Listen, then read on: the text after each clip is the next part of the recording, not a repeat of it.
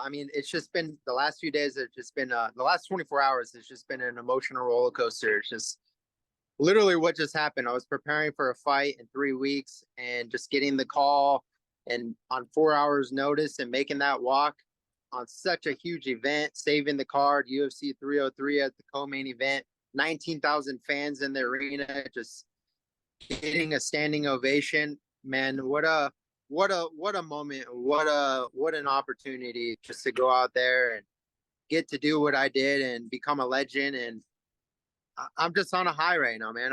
And I'm gonna ride this high as long as I can. So Was there ever a doubt in your mind to not want to even take that fight, or once they finally, I know Ali had trouble getting a hold of you. Once they got a hold of you, you were in immediately.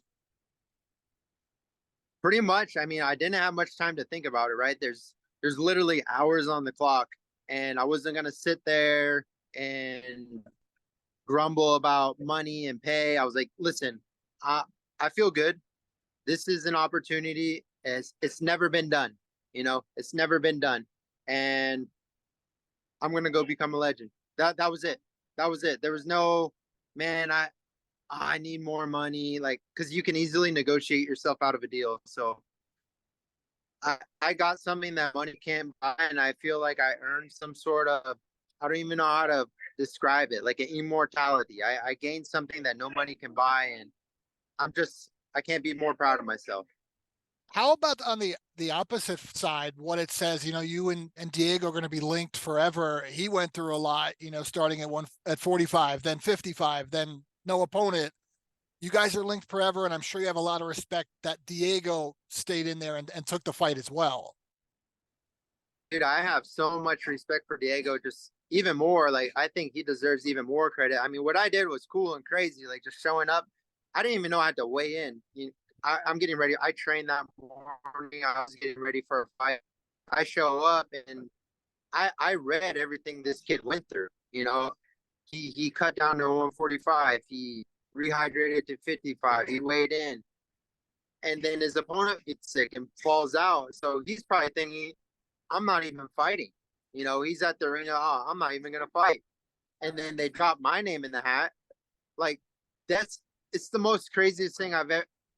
Even when they offered it to me, I was like, this can't even be real. Like, it can't happen. I'm just gonna say yeah, and, like, put myself in a good standing. And they're like, all right, pack your bags. I'm like, oh shit, this is happening.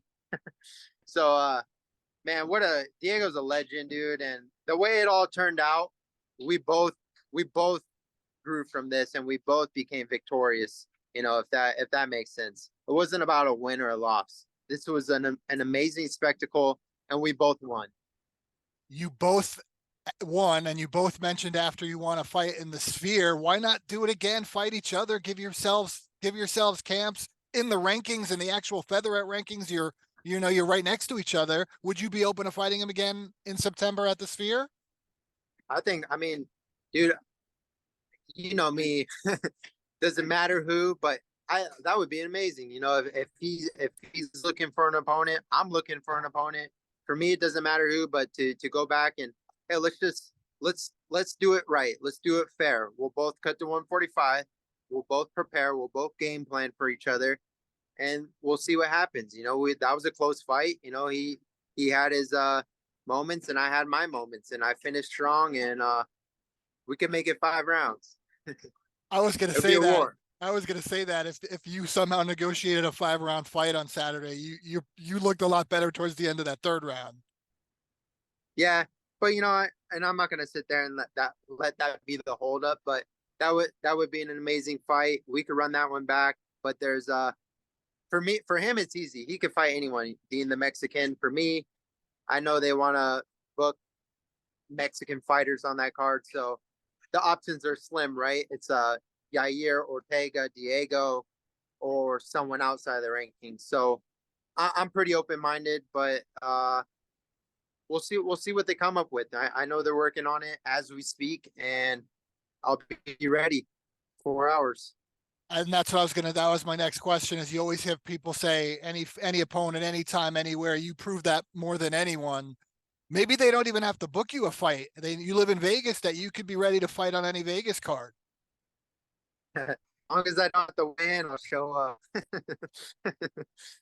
Last thing, and I'm sure the answer is predictable, but if you had to do it all over again, would you do exactly what you did on Saturday before 303?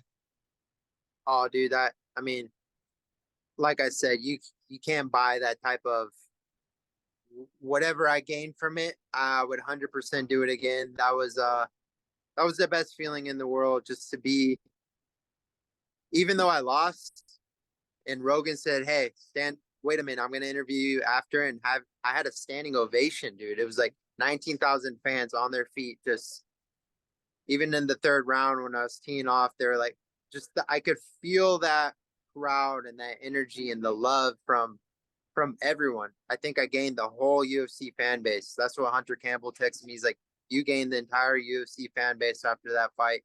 You're a legend. You'll forever be a legend." So 100% I would do it again.